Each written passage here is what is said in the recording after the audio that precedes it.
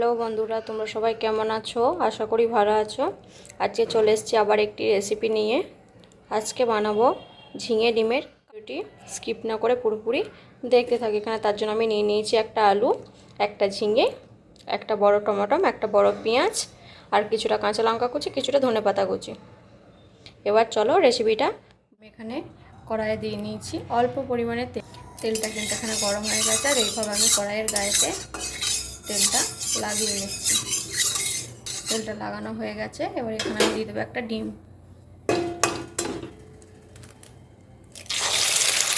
এবার ডিমটা এখানে ভেঙে দিয়ে দিয়েছি।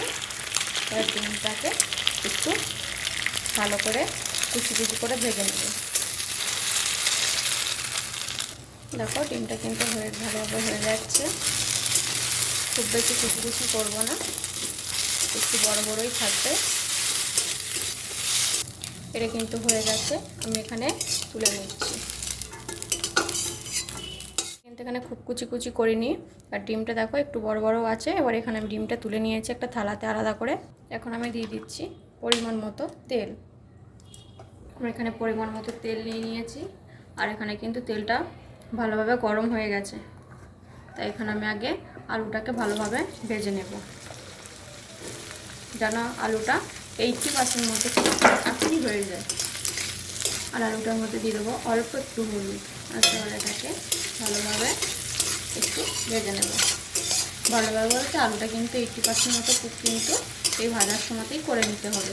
আলুটা আমার কিন্তু এখানে অনেকটা কুকও হয়ে গেছে, আলুটা কিন্তু লাল লাল করে ভাজাও হয়ে গেছে। এবার আমি আলুটাকে তুলে নিচ্ছি।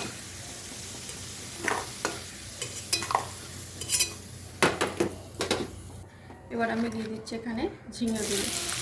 ঝিঙেগুলোও কিন্তু আমি এখানে ভালোভাবে কুক করে নেব।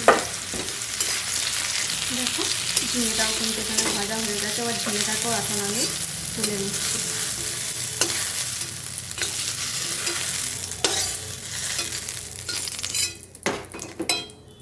এবার এর মধ্যে নিয়ে নিচ্ছি আমি আর অল্প পরিমাণে তেল। এখানে কিন্তু বেশি তেল নেব না, অল্প পরিমাণেই নিয়েছি। এবার এর মধ্যে দিয়ে দেবো ফোড়নের জন্য 5 ফোড়ন, আর একটা হাফ টুকরো তেজপাতা, আর দিয়ে দেবো 1 টুকরো লঙ্কা, 1 টুকরো দারচিনি, আর 4 থেকে 5টা গোলমরিচ। আর এটাকে ভালোভাবে একটু তেলের মধ্যে নেড়ে নেব। এটা কিন্তু হয়ে গেছে। আর এখন আমি দিয়ে দিচ্ছি পেঁয়াজ কুচিগুলো। এবার এটাকে ভালোভাবে ভেজে নেব। পেঁয়াজটাকে এখন একটু লাল লাল করে ভেজে নেব।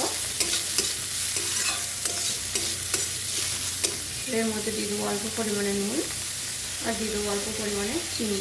আর এগুলো তো ভালোভাবে সেটা নেড়ে নিয়ে পেঁয়াজটাকে লাল লাল করে এখানে ভেজে নেব। এখানে তেল কম হয়েছে মনে করে কিন্তু তেল দেওয়ার আর কোনো দরকার নেই। এর কিন্তু পেঁয়াজটা একটু লাল লাল করে ভাজা হয়ে গেলে কিন্তু তেলটা এখানে ভালোভাবে ছেড়ে দেবে।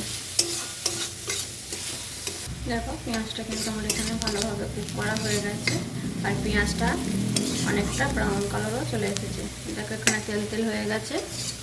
এবার এখানে মশলাগুলো আমি একে একে অ্যাড করে দেবো। অল্প পরিমাণে কাশ্মীরি লঙ্কার গুঁড়ো, আর দিয়ে দেবো হলুদ 1 চামচ। তো এটাকেও ভালোভাবে তেলের সঙ্গে পেঁয়াজের সাথে এটা কিন্তু নেড়ে নেব। এখন কিন্তু এটা নেড়ে নেওয়া হয়ে গেছে। এবার বাদ বাকি মশলা এখানে অ্যাড করে দেবো। এখানে 1 চামচ আদা বাটা, 1 চামচ রসুন বাটা, আর 1 চামচ জিরে বাটাটা আমি একসঙ্গেই দিয়ে দিলাম। এবার এটাকে ভালোভাবে কষিয়ে নেব। এবার এখানে দিয়ে দিচ্ছি হাফ টিস্পুন ধনে গুঁড়ো, আর দিচ্ছি অল্প পরিমাণে হাফ টিস্পুন লঙ্কার গুঁড়োটা দিয়েছি। এখানে কাঁচা লঙ্কা দেবো, তার জন্য কিন্তু এখানে আমি গুঁড়ো লঙ্কাটা বেশি দিইনি। এবার এখানে আমি অ্যাড করে নেবো অল্প পরিমাণে জল দিয়ে ভালোভাবে মশলাটাকে কিন্তু আমি এখন কষিয়ে নেব। মশলাটা এখানে কষানো হয়ে গেছে, আর এখানে তেলটাও কিন্তু খুব ভালোভাবে ছেড়ে দিয়েছে।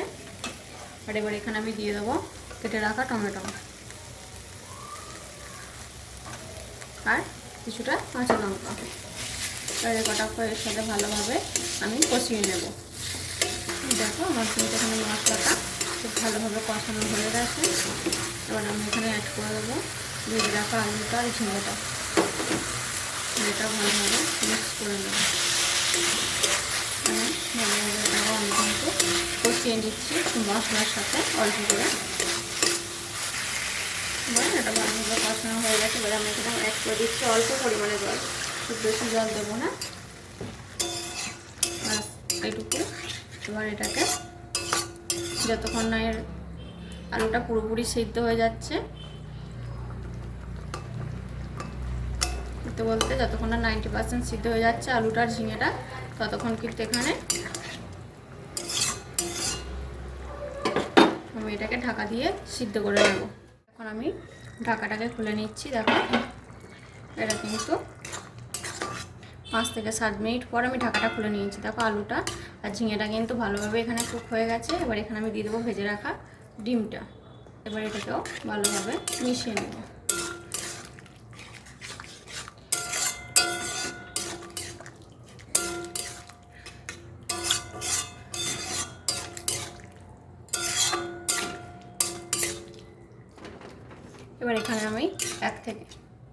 এবার এখানে আমি 2 থেকে 3 মিনিটের জন্য আর একবার ভালো করে এটাকে ফুটিয়ে নেব।